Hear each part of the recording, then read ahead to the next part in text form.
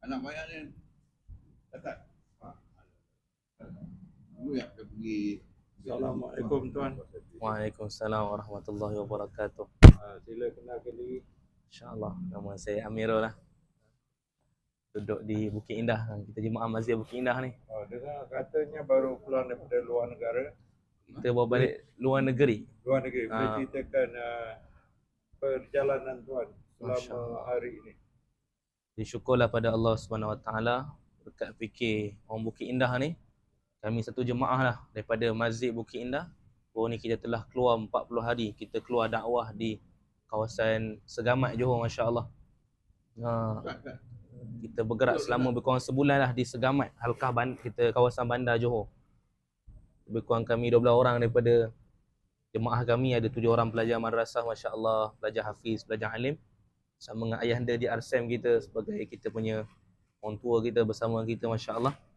Jadi kami pergi sana sebelum puasa sampai sana. Lebih kurang seminggu sebelum puasa kami sampai di Segamat. Kami bergerak sebanyak 7 masjid dan surau. 5 surau, 2 masjid. Jadi syukurlah pada Allah Ta'ala kami bergerak satu masjid dalam 3-4 hari lah. Jadi tujuan kita keluar ni, dan ini kenapa, tanya kenapa ada jemaah keluar bergerak, kan? Jemaah tabligh, jemaah dakwah keluar bergerak ni. Pertama untuk kita makmurkan rumah Allah Ta'ala. Nak makmurkan masjid-masjid Allah Ta'ala. Bila kita keluar ni, kita banyak masa dalam masjid. Kita duduk dalam masjid 3 hari, kita buat amal dalam masjid. Yang mana masjid ni keperluan utama bagi semua umat Islam, kan?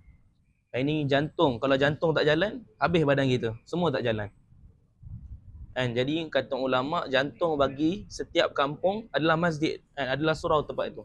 Kalau masjid itu makmur, surau itu makmur, maka insya-Allah penduduk situ semua dalam keadaan dirahmati oleh Allah Subhanahu Wa Taala. Jadi kami bergerak kepada semua masjid di kawasan itu untuk kita buat amal, hidupkan 24 jam, kan? Ini kita tengok di akhir zaman ni semua tempat boleh hidup 24 jam. Kita tengok 7-Eleven pun hidup 24 jam, masya-Allah.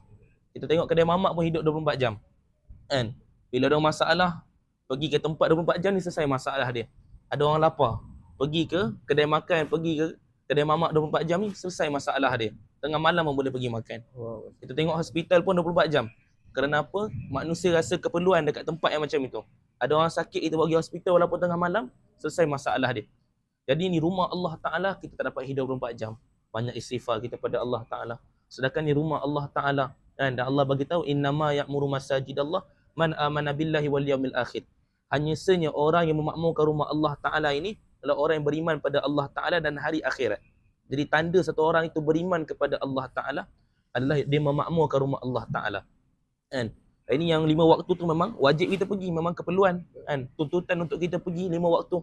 Ini memakmurkan kita tambah masa kita lagi duduk dalam masjid, Masya Allah. Kita buat amalan, Masya Allah, sibukkan diri dengan dakwah dan taklim ibadat dan khidmat, kan? Dengan kita khidmat kat kawasan tempat kita keluar, kan? Kita menyantuni masyarakat tempat kita keluar.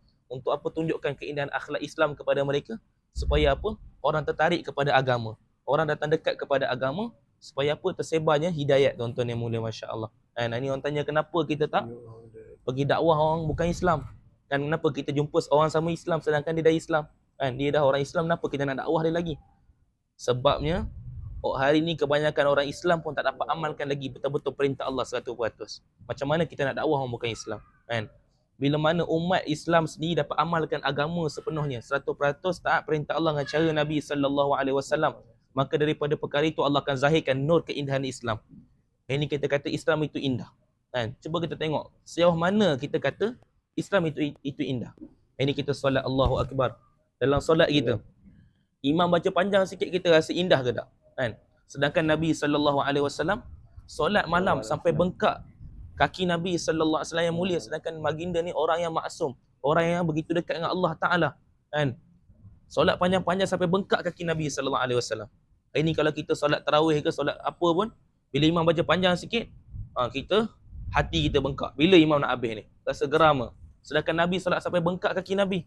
Kerana khusyuk Nabi yang ibadat, panjang Nabi yang ibadat, punya lama tumpuan Nabi dalam beribadat kepada Allah Ta'ala, kan? Tapi hari ni kita solat panjang-panjang tak rasa manis. Kenapa?